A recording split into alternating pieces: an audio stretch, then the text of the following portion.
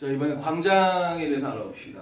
자, 광장에 나와 있는 내용은 우리가 이제 분단과 관련지어서 중립국을 선택하는 명준의 그 모습을 통해서 남한과 북한을 모두 다 비판하는 그런 내용이에요. 매우 중요한 작품입니다. 자, 어쨌든 미리 우리가 이제 본문을 들어가기 전에 알아봐야 될 내용들을 먼저 한번 점검을 한번 해볼게요. 자, 광장을 보면 장편 소설이면서 뭐냐면 사회 소설, 그러면서 분단 소설이다 이렇게 이야기를 해요. 자, 사회 소설이다라고 이야기하는 것은 사회적인 문제를 다루고 있을 때,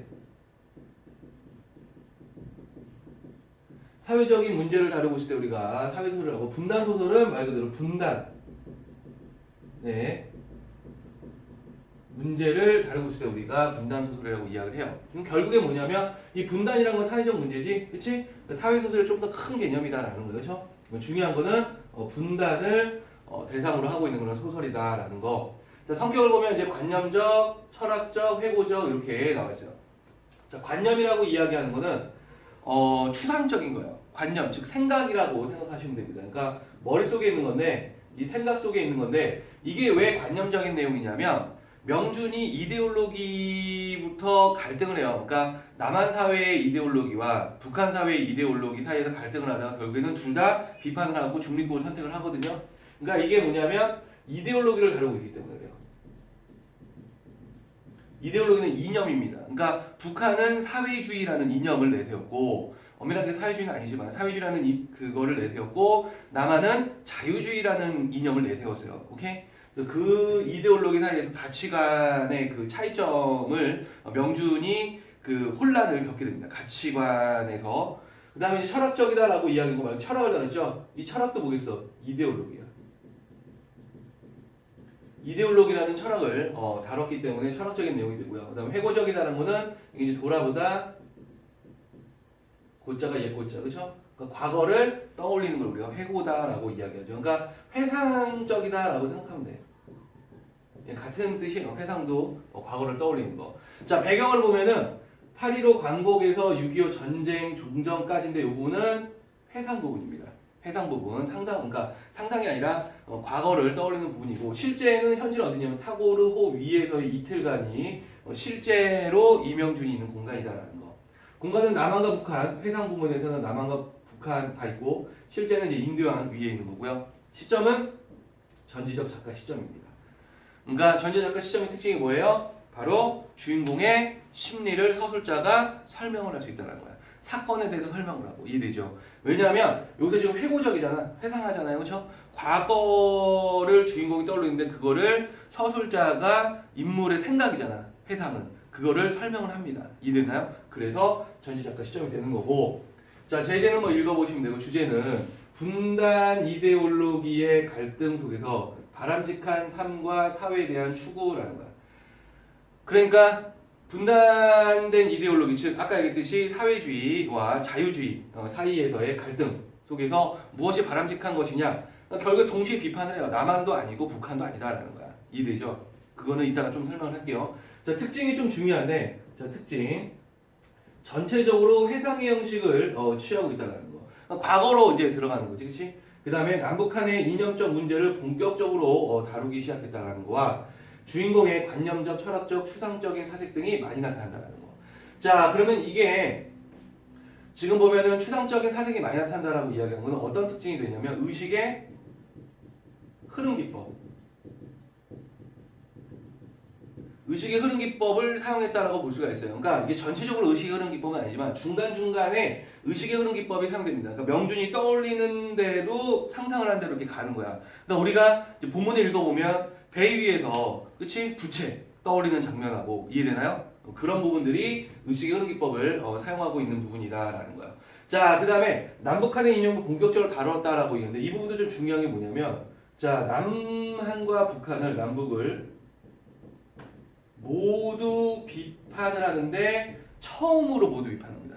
그러니까 최초로 남북한의 이데올로기를 모두 비판한 작품이기 때문에 문학사에서 굉장히 중요한 작품이야.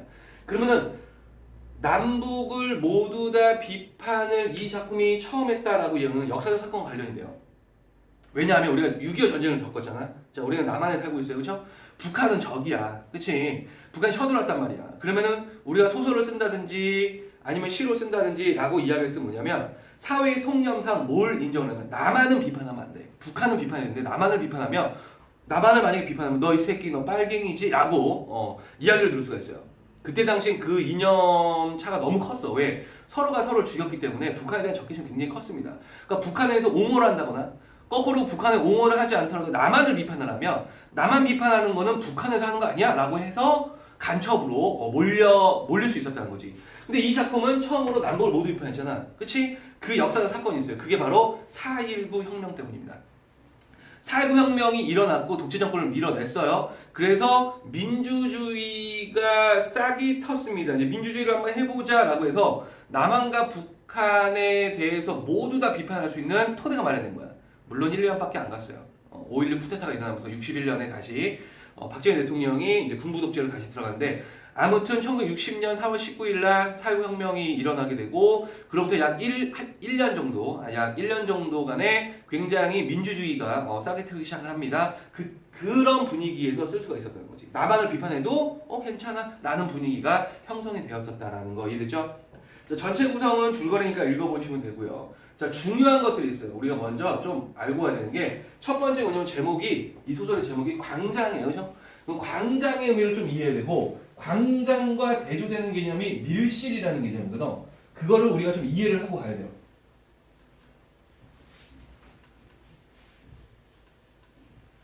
자, 광장과 밀실을 형성하는 남북한의 문제와 명주의 선택이 있겠죠. 그래서 광장 이렇게 나오는데 이거는 사회적 삶의 공간이에요. 공동의 이념을 추구하는 공간이다라는 거. 그래서 북한이 바로 광장의 모습을 보여주는 겁니다. 사회적인. 왜? 사회주의니까. 개인의 삶보다는 사회 공동체 삶이 중요하다는 거거든. 그래서 근데 이제 북한 사회를 보니까 이데올로기에 사로잡힌 경직된 사회다는 거야. 왜? 개인의 삶을 인정하지 않더라. 그래서 자유는 없고 독단, 광신적, 믿음의 그런 광장만이 존재한다라는 거야. 이해되죠? 그러니까 뭐가 없다? 밀실이 없다. 개인의 자유가 밀실은 자유라고 생각하면 돼요. 이 자유가 보장되지 않는 사회다라는 거. 그러니까 이상세계가 아니겠지, 그치? 자, 그 다음에 밀실이라고 이야기한 거는 개인적 삶의 공간을 이야기하고 개인의 자유를 추구하는 걸 의미를 합니다. 그래서 남한 사회가 대표적인 거고, 근데 부패한 자본주의, 방탕한 자유만이 있어서 나태와 방종만이 나타나는 거예요. 그래서 밀실만이 존재하고, 얘는 뭐가 없어? 광장이 없어요. 광장이 없다라는 것은 광장은 뭐냐면 사회적 관계가 없다는 거야. 즉 이기주의가 팽배하고 있다는 거야. 자, 그럼 결국에는 이명준이 중립국을 선택을 하는데 그 중립국을 선택하는 이유가 뭐냐면 북한도 자기가 생각한 이상세계가 아니고 남한도 이상세계가 아니다라는 거야. 그래서 중립국으로 가는데 결국에는 중립국으로 가다가 어떻게 돼요? 자살을 하지. 물론 자살했다는 건 직접적으로 나오진 않아요. 근데 그 배에서 이명준이 사라졌다라고는 선원의 이야기를 통해서 이명준이 뛰어내렸을 것이다 바다로 우리가 그렇게 추측해 볼 수 있는 거지. 그럼 결국에는 중요한 건 뭐냐면 이상세계, 이명준이 생각했던 이 이상세계는 뭐냐면 바로 광장과 밀실의 조화가 이루어진 공간을 이명준은 이상세계로 생각했다는 거야. 이해됐죠? 오케이? 자, 이 내용을 우리가 좀 본문을 보면서 파악을 해야 되고요. 그 다음에 마지막에 이제 소재의 의미로 한번 할 거예요. 자, 얘는 무조건 시험 문제 출제예요. 소재의 의미. 그 다음에 광장과 밀실도 무조건 출제가 될 부분이라서 여러분들 잘 알고 있어야 됩니다. 자, 소재의 의미는 매우 중요합니다. 오케이? 매우 중요해요. 그래서 일단 부채가 나올 거예요. 여러분들 읽어봐서 알겠지만 이제 부채에서 이제 그 가장 큰 면에서 점점 주면 사복자리까지 들어가거든. 그럼 부채가 의미하는 바는 무엇인가? 바로 명준의 삶의 모습의 전체입니다. 명준의 삶을 의미하게 되고 그 다음에 이게 이제 사복자리인데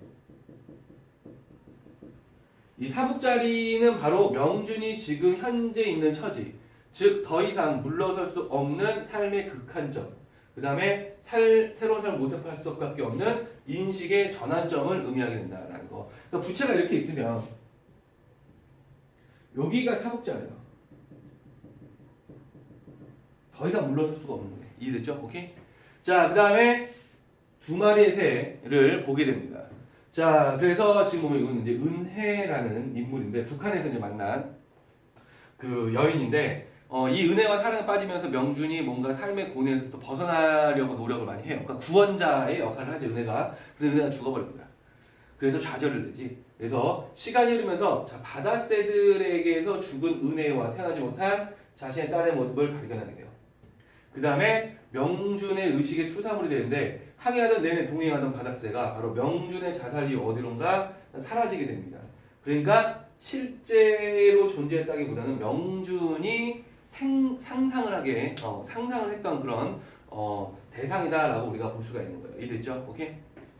자, 여기까지 이제 일단은 미리 알아두고 그다음에 본문을 한번 들어보도록 할게요.